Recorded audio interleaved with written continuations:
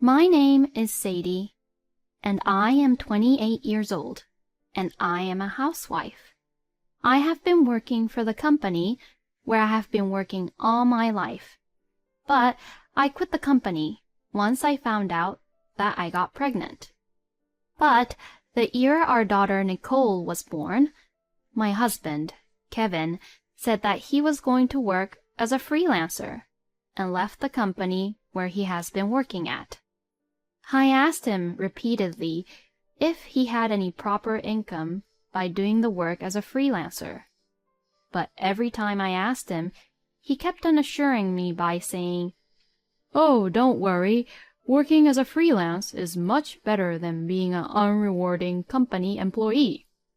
And with that, he began working from home. At first, it seems that my husband's work was going well, as he was receiving jobs from multiple clients.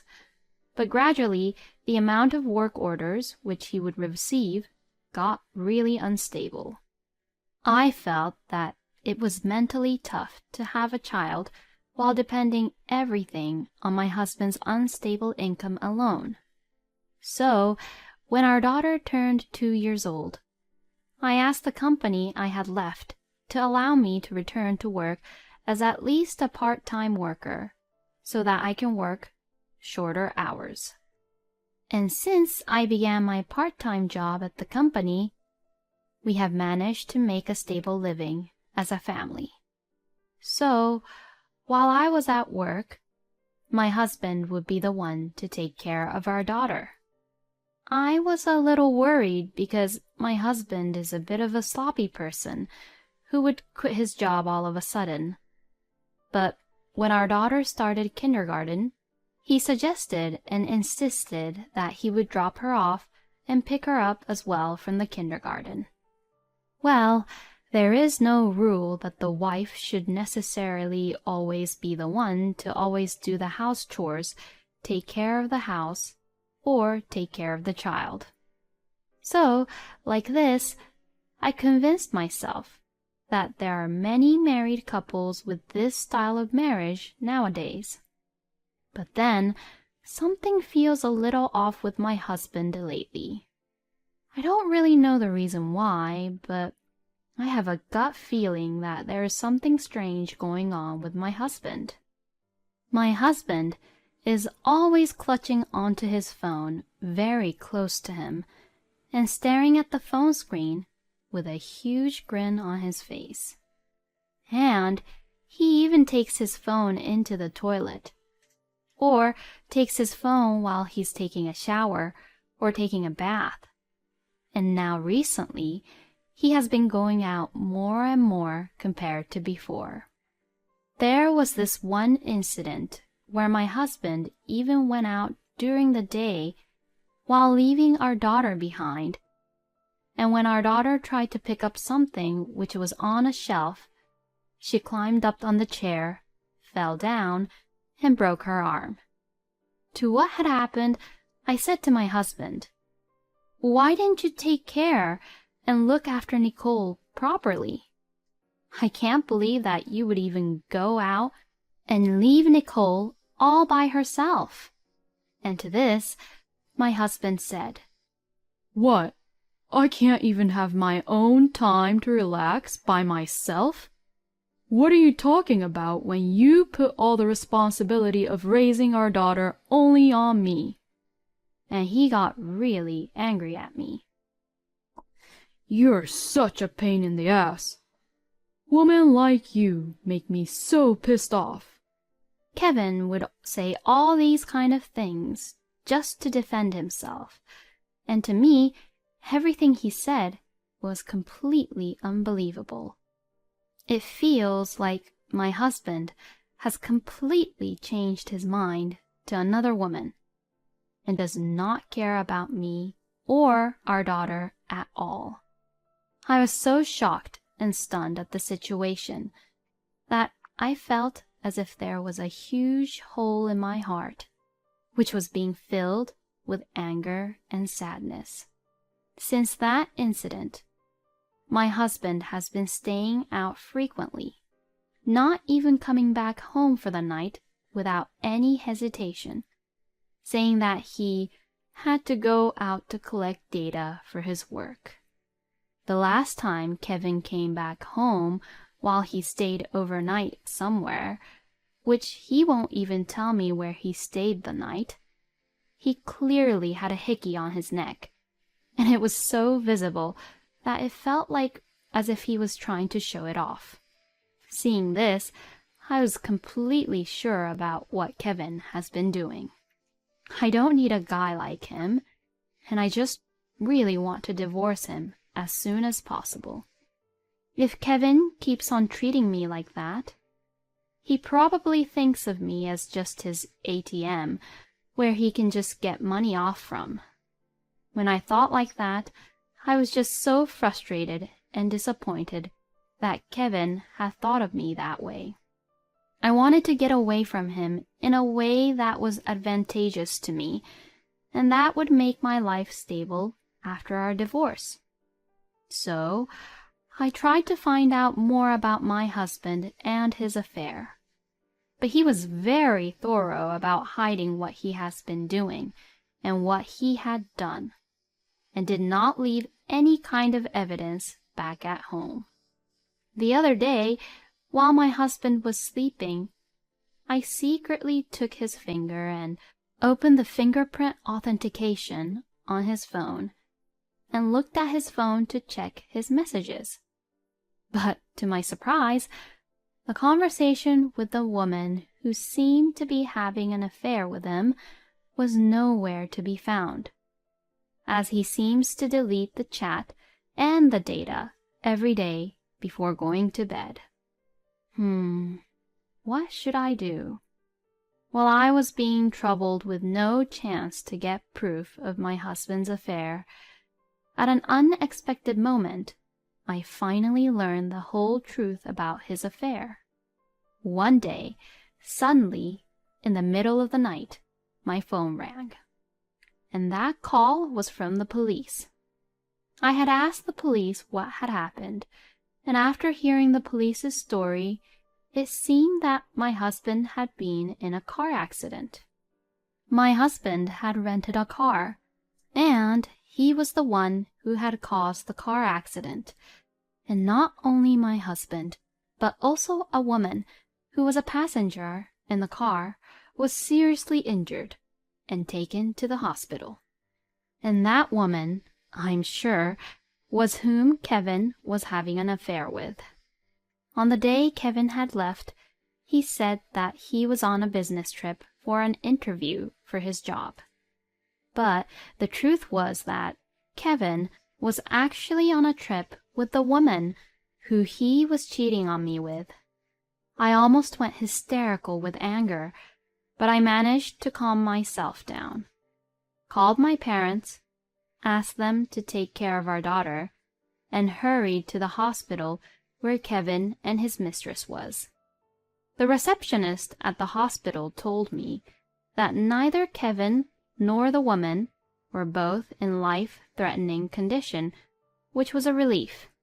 But, according to the doctor who was in charge of Kevin and the mistress, had told me that there was a possibility that my husband would not be able to walk and use his legs permanently due to the impact of the accident. And even if he recovered from his injuries, he would probably have to live his life in a wheelchair. I also asked about the condition of the woman who was in the car with Kevin. The doctor did not give me any details, but she said that the window of the car was broken and that a piece of the window glass had pierced her face, which left a huge scar on her face. The doctor also said that the woman had a neck injury from the impact of the collision, and that she was currently lying on the bed with her neck immobilized. I felt a little bit sorry for Kevin's mistress because she is a woman who now has a huge scar on her face. But at the same time, I felt in my heart that that is what she deserves, since she got karma. When I entered the hospital room, which was a two-person room, I saw Kevin and the woman who appeared to be his mistress sleeping on the bed side by side. The nurse said that normally men and women would have separate rooms, but this was the only room available for now, which is why they were both put in the same room, because they were riding in the same car. I stood in front of the woman and looked at her face. Oh, I think I have seen her somewhere before, maybe. Then, as I thought to myself, I had realized that this woman is our daughter's kindergarten teacher. So, in other words, my husband was having an affair with the kindergarten teacher. No wonder my husband insisted at that time that he would be the one to take our daughter to and from kindergarten every day, which was pretty unusual of him to even suggest. And now that I think about it, Kevin had also insisted on going to parent-teacher conferences. And so, like this, everything made all sense to me now. My husband seemed to wake up and noticed that I was there and said, "Oh," in a quiet voice. "I knew that you were cheating on me, but I didn't really realize that you were cheating on me with our daughter's kindergarten teacher." "Oh, no. This is... Well, she is really beautiful and very nice, so I guess I couldn't really help it, you know." My husband looked really weak as he said this, which was unlike his usual attitude and tone, probably because the doctor had already informed him that he had to live his life in a wheelchair from now on. "I can't keep on going on doing this with you anymore. Let's just get a divorce." Hey, no, wait a minute. I only just lost myself for a moment, you know, and I won't do this ever again. "No, I'm sorry, but this is not acceptable. You'd say that you wouldn't do it again, but doing it even once is just completely unacceptable." No way. You heard everything from my doctor, didn't you?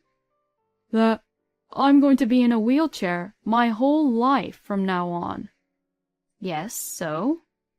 What do you mean, so? What the hell are you talking about? You should at least take care of me.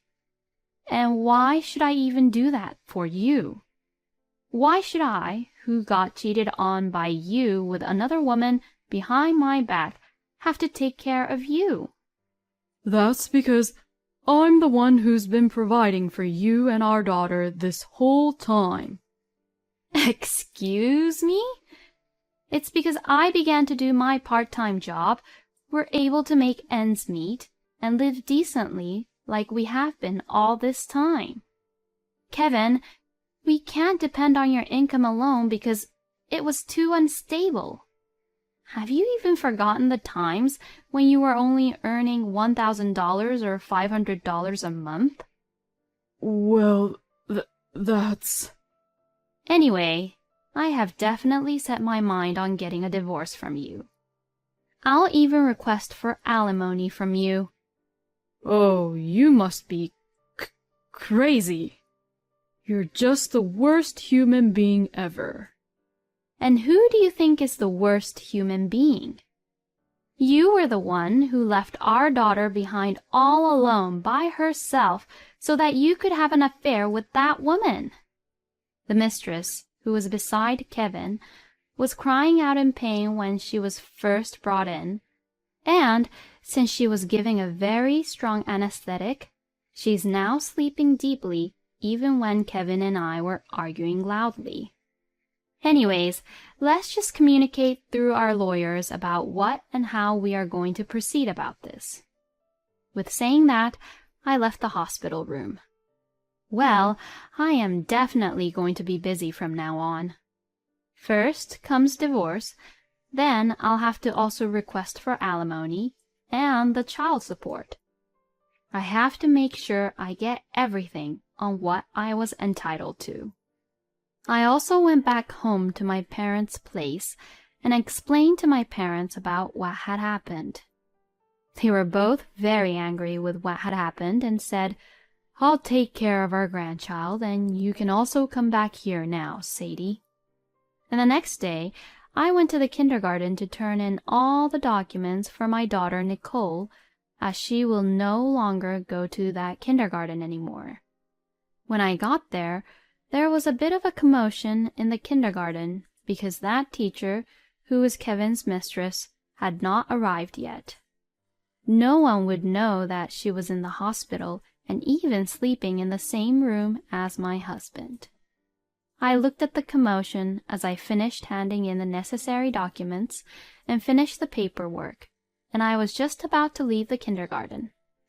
Then that was when Tammy, a mother to a really good friend of Nicole, came up and began talking to me. "Oh, how rare of you to be here. Your husband is the one who comes here all the time." So I explained that my husband had been in a car accident. Then to that, Tammy said, "Oh, really? Well, I'll go visit Kevin at the hospital the next time with my husband." Using this as a great opportunity, I told her that the person who was also in the same car with Kevin was also being hospitalized in the same room. And I also told Tammy to go visit them as soon as possible, as I knew that they would be happy to see her. And so it seems like Tammy had visited Kevin and his mistress that Saturday. At that time, Kevin and his mistress were still in the same room, which is why soon after Tammy visited the hospital, I got a call from her right away. I acted like I was crying over the phone and told Tammy that my husband was actually having an affair with the kindergarten teacher. You know, Kevin had even lied to me about going on a business trip, but actually he had gone on a road trip together with that kindergarten teacher behind my back. And even the other day, Kevin had left our daughter Nicole at home all alone so that Kevin and that teacher could meet up with each other. So that's why I decided to get a divorce with Kevin, move back home to my parents, and move my daughter to a different kindergarten. Since Tammy has a strong sense of justice, she was outraged about what had happened and said, "That's totally unacceptable." And after that, it seems like the story quickly became known throughout the whole kindergarten. So as a result, the teacher, who was Kevin's mistress, had to quit the kindergarten. And that teacher is now suing Kevin for causing the accident, which left her face scarred for life. Then Kevin called me once saying, "Please help me." But, of course, I ignored him by saying, "That's none of my business anymore." I also told Kevin that the only thing I would talk to him about is the divorce and alimony and child support, and hung up the phone on him. For a while after that, Kevin was reluctant to divorce me, but his lawyer finally persuaded him into it, and he finally signed the divorce papers. After that, I took what I could get for the alimony and child support, and Kevin also agreed to the promise where he would never see my daughter at all in the future. My lawyer told me that Kevin had been whining and crying the whole time, begging my lawyer to tell me that Kevin would never do this again and that he wanted me back as his wife. If Kevin needed me like that, then he should have taken care of me properly from the beginning, and not do anything stupid and disgusting like cheating on me with another woman behind my back. I apologized to my lawyer, saying, "I am truly sorry for the trouble I have caused you." Anywho, I received $30,000 from my ex-husband and $20,000 from Kevin's mistress as alimony. As for Kevin's mistress, It seems that she was very confident about how she looked, and because of that, she had no confidence anymore because of that huge, hideous scar which is now on her face, and she's no longer able to go outside that freely compared to before. Now, it seems like Kevin's mistress is back at her own parents' house, and she supposedly shut herself into her room most of the time. And as for my ex-husband, since he was hospitalized and was unable to work for a while, most of his clients are gone, and now he does not have any jobs as a freelancer anymore.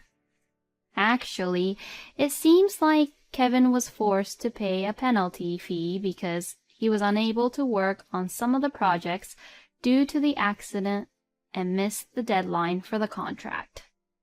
And currently, my ex-husband is penniless and is now living at home in a wheelchair with his parents taking care of him. Being in such a situation like that, and being a man who got divorced because of his own affair and what he had done, it is probably very difficult for Kevin now to be in a new relationship. This is what Kevin and his mistress deserves for what they did. And on the other hand, I was able to work with shortened hours to full-time, and then back to being a full-time employee again a year later in the company I have always been working at. And now I make enough money to even support my daughter all on my own. I will continue to work hard while watching my wonderful daughter grow up. Thank you for watching until the end. Please subscribe to our channel. We hope to see you in our next video.